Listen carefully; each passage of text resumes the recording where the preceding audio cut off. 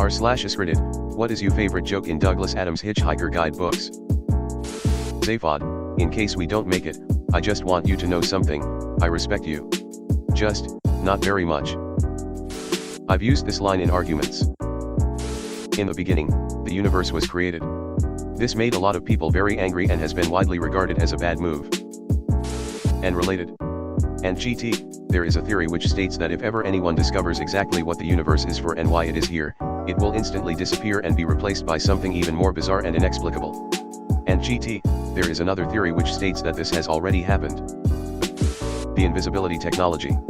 Making a spaceship invisible by covering it in the same material that other people's problems are made of. Haha, yes. Isn't that called the SEP field? SEP stands for somebody else's problem. When Ford, I think, says something is unpleasantly like being drunk. What's so bad about being drunk? You ask a glass of water. Totally went over my head when I first read it. I was thinking maybe someone hungover drinks a glass of water. Then realized drunk here means the act of drinking, not being inebriated. Click. It was years later until the day I just suddenly got that joke. This man must be such a headache to translators. This is up there for me. It also helps that there's an incredible punk song based on the line. Link. I don't think you need go further than the opening para. Far out in the uncharted backwaters of the western spiral arm of the galaxy lies an utterly insignificant yellow sun. Orbiting this at a distance of roughly 93 million miles is a small blue-green planet whose ape descendant life forms are so amazingly primitive that they still think digital watches are a pretty neat idea. Man had always assumed that he was more intelligent than dolphins because he had achieved so much: the wheel, New York, wars, and so on, whilst all the dolphins had ever done was muck about in the water having a good time. But conversely, the dolphins had always believed that they were far more intelligent than man for precisely the same reasons. So long, and thanks for all the fish. Marvin, the paranoid android, I am at a rough estimate 30 billion times more intelligent than you. Let me give you an example. Think of a number, any number. Zem, ER, 5. Marvin, wrong. You see? This implies that the question is think of a number. Wasn't Marvin talking to a sentient matrix or something there? Not Arthur, at least. The part where the people who crash landed on Earth adopted leaves as currency, which obviously led to massive inflation. Then to combat the inflation they decided to conduct a deforestation program. It's just so fucking stupid in the best way possible. We then discover that they displaced the cavemen and sent them extinct, thus fucking up Earth's programming and leading it to determine that the question leading to the answer to life, the universe, and everything 42, is, what do you get when you multiply 6 by 9? It's actually really early. Reasonably close quote, the Vogon constructor fleet hung in the air exactly the way bricks don't. It's just such a great way to evoke the utter strangeness of these blunt force ships and their presence in the sky above. I regularly use this line in my English classes as an example of creative description. Asterisk, there is an art, it says, or rather a knack to flying. The knack lies in learning how to throw yourself at the ground and mispick a nice day, it suggests, and try it. The first part is easy asterisk. I memorized this whole opening as a kid, for some unknown reason. The beat part of this is that it's true. At least once you get to orbital mechanics. A common mistake that people make when trying to design something completely foolproof is to underestimate the ingenuity of complete fools. Mostly harmless. There's a saying that the reason they cannot design a bear-proof trash can for Yellowstone is that there is significant overlap between the dumbest tourists and the smartest bears. Curiously enough, the only thing that went through the mind of the bowl of petunias as it fell was, oh no, not again. Had me dying as a kid. That whole sequence with the whale is just comedy gold. As I recall, this bowl of petunias is a key element of solving a puzzle in the Infocom computer game. Lots of little delights in that game, that pick up on the smallest throwaway details from the book. The bit that this foreshadows with Arthur is excellent too. On disaster area stunt ship. How many lifeboats are there? None. Did you count them?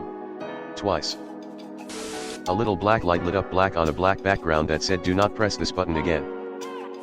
The exchange where they deceive the heated argument involving the contractors and the buyers regarding the half-finished teleport, only it's told entirely in passive voice. A thing of beauty. You know, said Arthur, it's at times like this, when I'm trapped in a Vogon airlock with a man from Beetlejuice, and about to die of asphyxiation in deep space, that I really wish I'd listened to what my mother told me when I was young. Why, what did she tell you? I don't know, I didn't listen.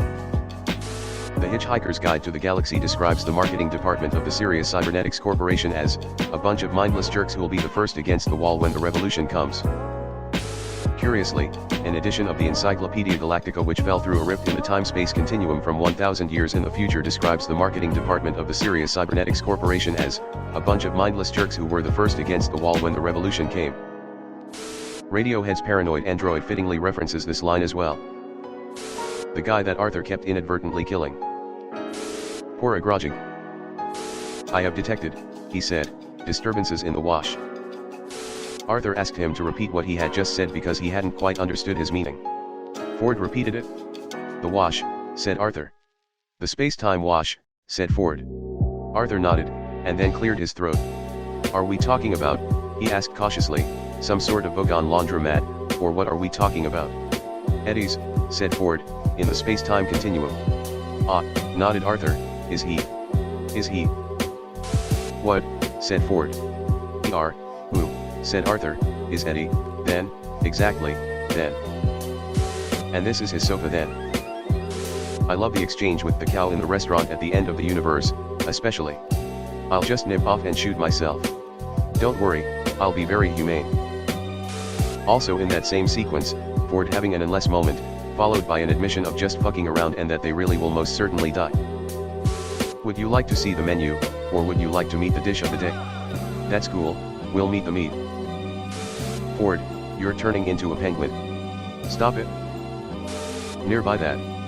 Ford, there's an infinite number of monkeys in there who'd like us to look at the script for Hamlet they've worked out. If you ever find you need help again, you know, if you are in trouble, need a hand out of a tight corner, please, don't hesitate to get lost. So many. But I think the name Slartibartfest has to be up there with one of the best creations of 20th century art. It's just so pleasing to read. I told you it wasn't important. I am sure others will remember this better, but I seem to recall that the name came about because the BBC would not allow the original, slightly rude, name to be broadcast, so the alternative Slartibartfest sounds rude but isn't.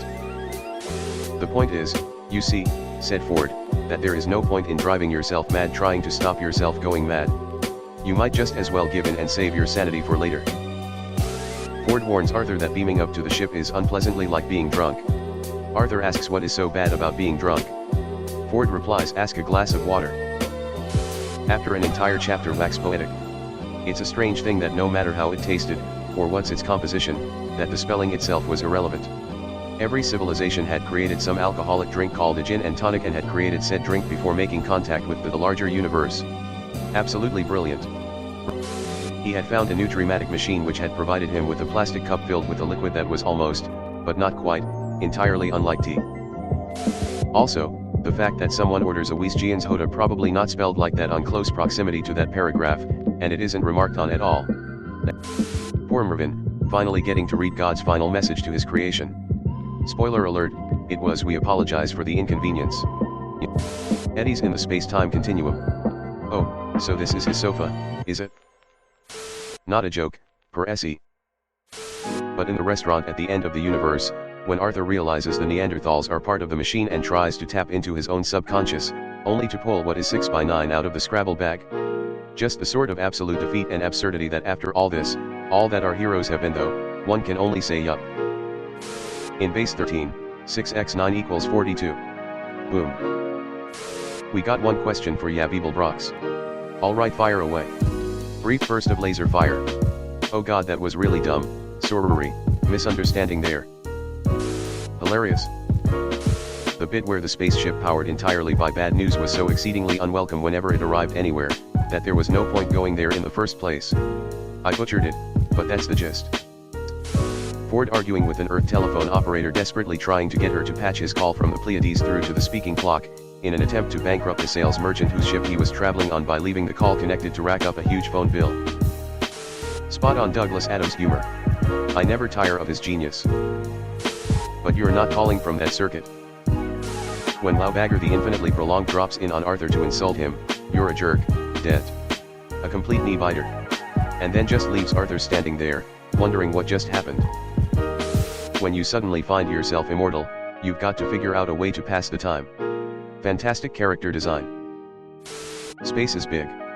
You just won't believe how vastly, Hugely, mind-bogglingly big it is. I mean, you may think it's a long way down the road to the chemist's, but that's just peanuts to space. And as he drove on, the rain clouds dragged down the sky after him, for, though he did not know it, Rob McKenna was a rain god.